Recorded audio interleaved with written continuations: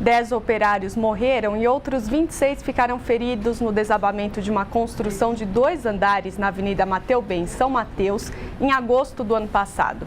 O vereador Mário Covas Neto, do PSDB, quer que a área seja declarada de utilidade pública e que no local seja criado um memorial em defesa do trabalhador. Boa tarde, vereador. Bem-vindo ao nosso jornal. Qual que é o objetivo dessa proposta?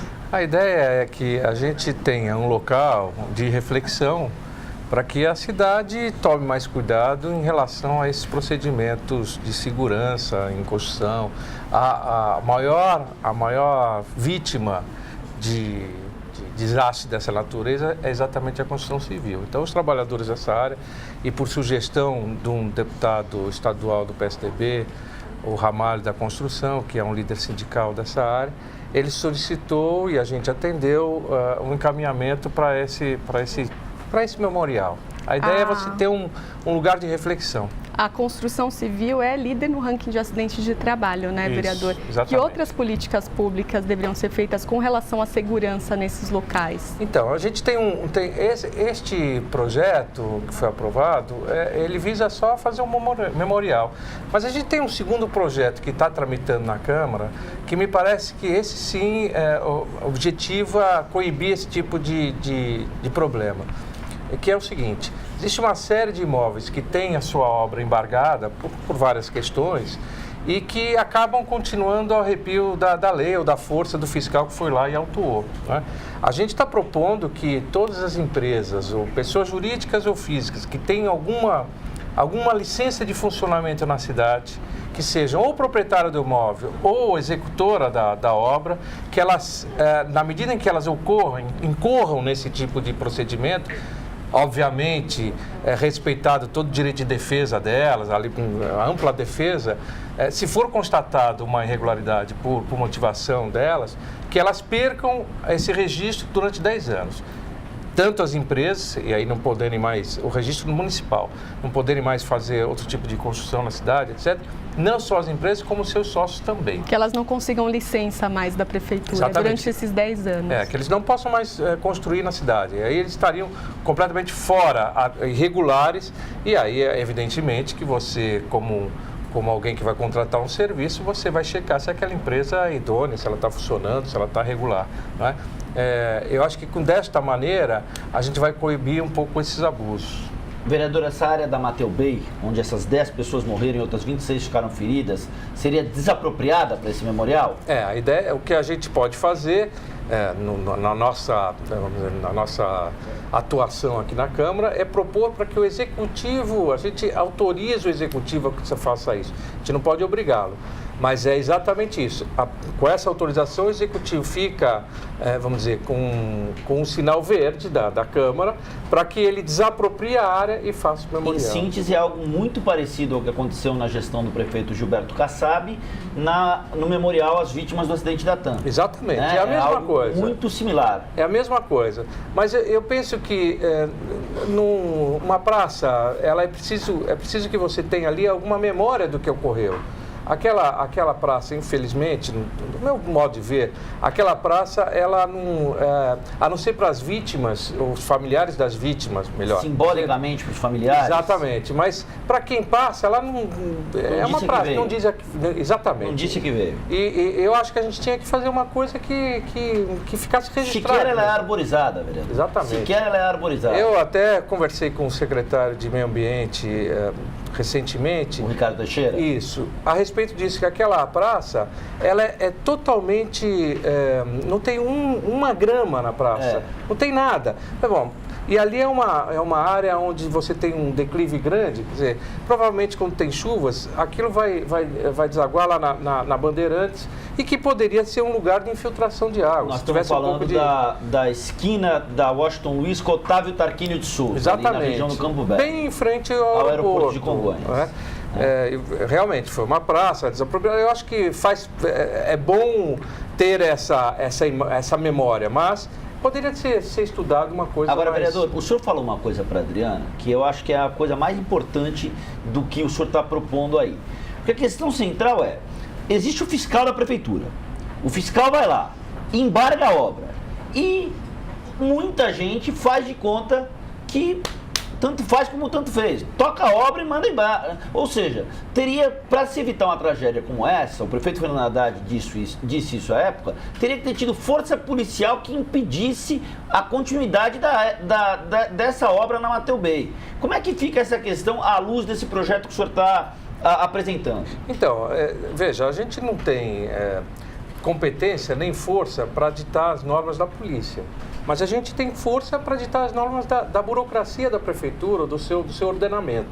Muito bem, as empresas, para poderem funcionar, elas precisam estar regulares junto à prefeitura. Elas precisam ter a licença municipal.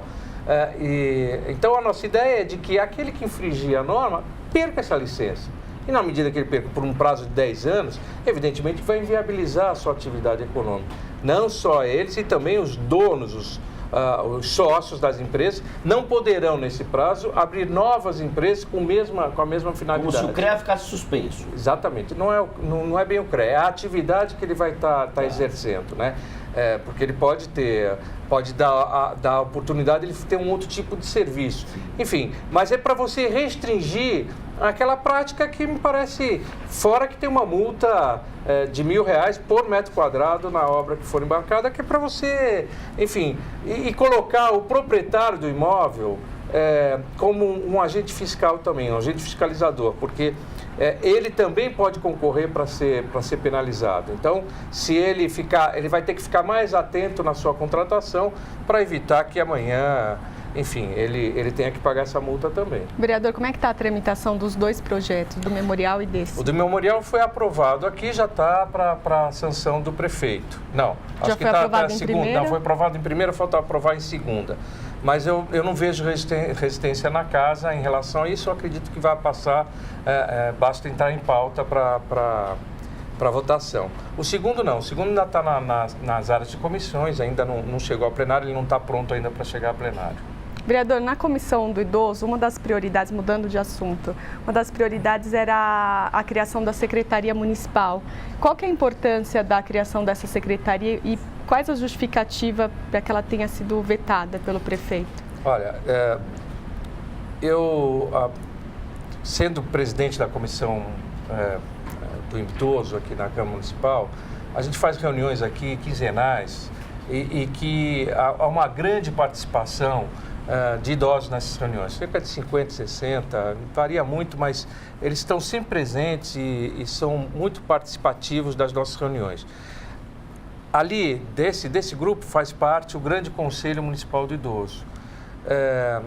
E é uma reivindicação antiga deles, já é de algum tempo, não é deste governo, vem de muito tempo, de ter uma estrutura no município que olhe para o idoso de uma forma diferente do que se olha. Quando se faz em políticas públicas, área de saúde, educação, etc., se olha o universo geral. Mas a área do idoso, esse segmento, você tem uma ideia, daqui a 30 anos ou 40 anos, nós teremos no Brasil cerca de 5 milhões de pessoas com mais de 90 anos. Ou seja, é preciso que você tenha políticas públicas para essas pessoas. Senão, daqui a pouco, aquilo que era reservado, eventualmente, para a população, de modo geral, vai estar sendo ocupado por essa faixa, que é uma faixa mais fragilizada. Então, a Secretaria visava a ter políticas, vamos dizer, horizontais, políticas públicas horizontais, esse olhar. E, por outro lado, foi aprovado, ainda no ano retrasado, um Fundo Municipal do Idoso. Esse fundo pretende dinheiro de imposto de renda, etc., privado, para que se forme um fundo exatamente para fazer essas políticas. Mas, infelizmente, a Prefeitura não regulamentou isso no prazo que seria em 120 dias no ano passado. Não sei a razão, nós já até pressionamos e fizemos requerimentos nesse sentido. E essa secretaria, eventualmente, poderia gerir esse fundo, né?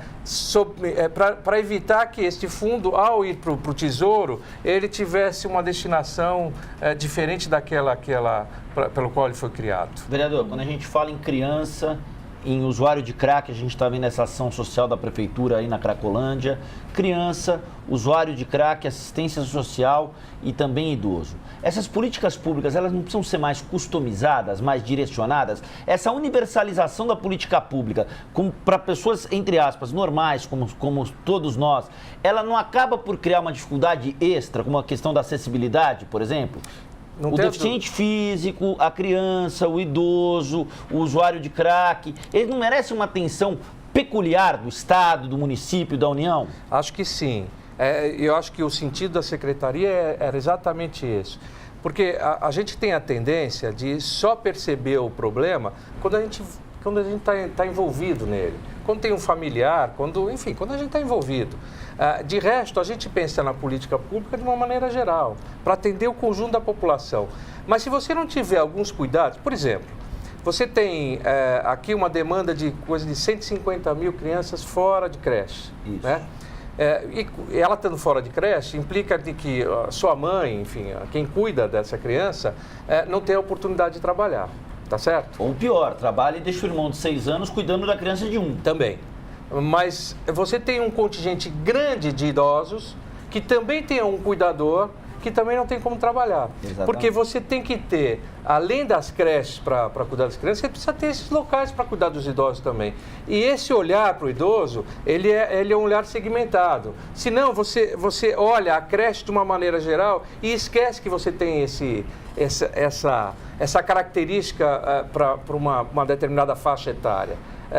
E isso vale para outras, para o deficiente físico, sem dúvida nenhuma. Quer dizer, quando você vai tratar de transporte coletivo, você tem que pensar no deficiente físico, calçadas, enfim. Na linguagem da política pública, vereadora, do micro para o macro. Exato. Né? Do microambiente, pensando naquele segmento e nas necessidades pontuais daquele microambiente para o macro. Exato. Então, você tem que ter nesses segmentos, o poder público ele precisa ter representantes. E aí você pode, no caso da prefeitura, ela não aceitou a secretaria porque alega que ele já tem um departamento que cuida do idoso e que, na visão do prefeito, está de bom tamanho assim. Tudo bem, é a opção dele, é a opção política dele. Mas é preciso que o poder público tenha em cada uma dessas áreas um olhar. Senão, você acaba fazendo, você despende dinheiro, etc., recurso público para fazer uma grande intervenção e no final, quando ela acabou, você esqueceu de fazer o banheiro para o deficiente físico, por exemplo. Legal. Né? Ou acesso. Vereador Mário Covas Neto, do PSDB, muitíssimo obrigado pela presença no Jornal da Câmara. A gente o agradece mais uma vez, coloca o espaço à disposição para a gente avançar, inclusive, nessa discussão a respeito dos embargos que não são respeitados e que viram tragédias com mortes como essa da Mateu Bay, que pode virar o Memorial do Trabalhador. A gente espera tê-lo conosco mais vezes. Muito obrigado. Eu que agradeço. Eu digo sempre que aqui é uma oportunidade da gente prestar um pouco de contas do nosso mandato para o telespectador. Valeu, vereador.